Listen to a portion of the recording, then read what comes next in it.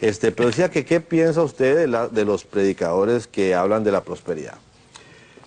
Como todas las cosas en la Biblia, hay dos fuentes, hay dos lados, el positivo y el negativo. Todos los extremos absolutamente en la Biblia son malos. Me acuerdo cuando llegaron las lenguas en los 70s, el movimiento carismático. Por un lado fue una bendición tremenda porque fue una frescura nueva que las iglesias históricas, tradicionales, habían caído ya en mucha formalidad y se necesitaba un despertar. La Biblia dice que podamos cantar y usar instrumentos. Y todo esto vino acompañado con el movimiento carismático, que fue una bendición de Dios, pero al mismo tiempo, cuando este movimiento entra en los 70s, había muchos de los hermanos que no tenían bases teológicas bien formadas ni profundas y comenzaron a irse a un extremo, a llevar los dones a un extremo y se salió, ¿verdad?, totalmente y comenzó a asustar a la gente. Comenzaron a enseñar que todos deberíamos hablar en lenguas, etcétera, etcétera. Otros que la salvación se podía perder. Y todos estos extremos comenzaron a tratar de desequilibrar la doctrina cristiana. Cuando llegó el movimiento de la prosperidad, también es verdad, la Biblia dice que Dios quiere, serás como un varón, que serás prosperado y en todo lo que hagas prosperará. Sin embargo, hay muchas personas que deben entender que Dios no puede prosperar porque si los prosperara y no tiene la sabiduría para poder manejar el dinero que Dios les quiere dar, ese dinero se convertiría en una maldición en lugar de una bendición. Entonces, claro que Dios nos quiere prosperar, pero hay condiciones para la prosperidad. Necesitamos vivir cerca de Dios, tener esa sabiduría suficiente para poder manejar ese dinero, que es peligrosísimo.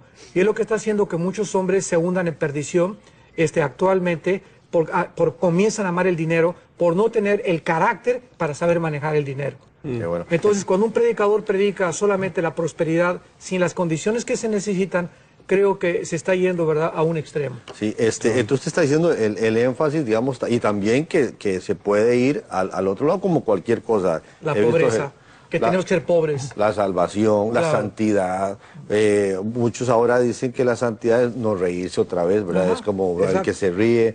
Dice que no podemos amar las cosas de este mundo. Me extrañó que alguien quejándose de que estaban contando chistes y tenemos que ser enemigos de este mundo. Entonces, como si contamos un chiste, somos amigos del mundo. Y entonces yo creo que los extremos en todo, entonces lo que está diciendo usted, lo habló sobre el vino, lo habló sobre tantas cosas, ¿verdad? El extremo es el problema. Es el problema, Jonás.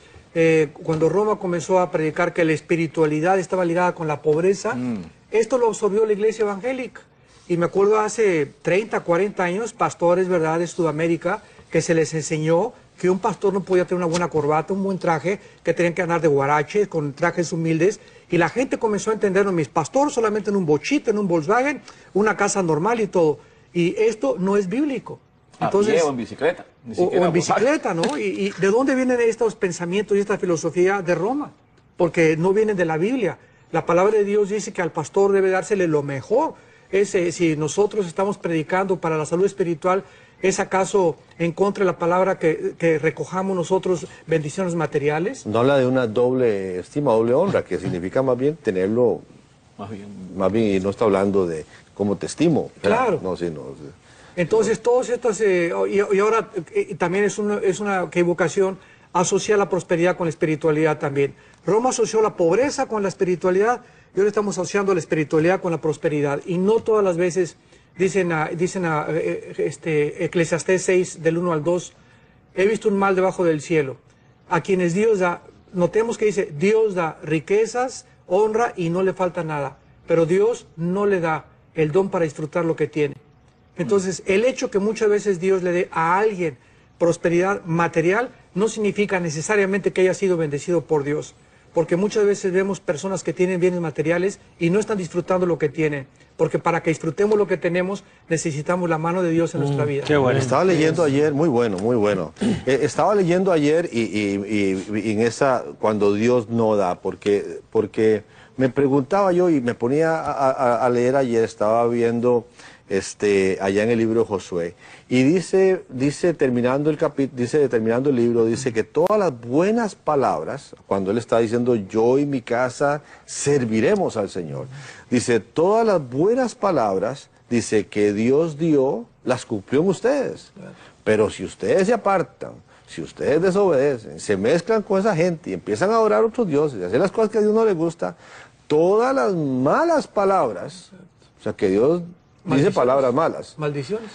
Todas las malas palabras que Dios ha dicho se van a cumplir en ustedes. Una vez iba a predicar una maratónica, no le puse por nombre así, pero dice, Dios ha prometido bendecirnos, pero Dios también ha prometido maldecirnos. O sea, la palabra se llama, Dios ha prometido maldecirte. Es que esto es muy fuerte, pero me impactó mucho, como Josué lo decía, todas las buenas palabras se cumplieron, no cayó ninguna a tierra, pero igualmente todas las malas palabras se van a cumplir si ustedes desobedecen. Malaquías 2:2, si no oyes, si no decides de corazón dar gloria a mi nombre, ha dicho Jehová, enviaré maldición sobre vosotros y maldeciré vuestras bendiciones. Aquí está, ¿verdad?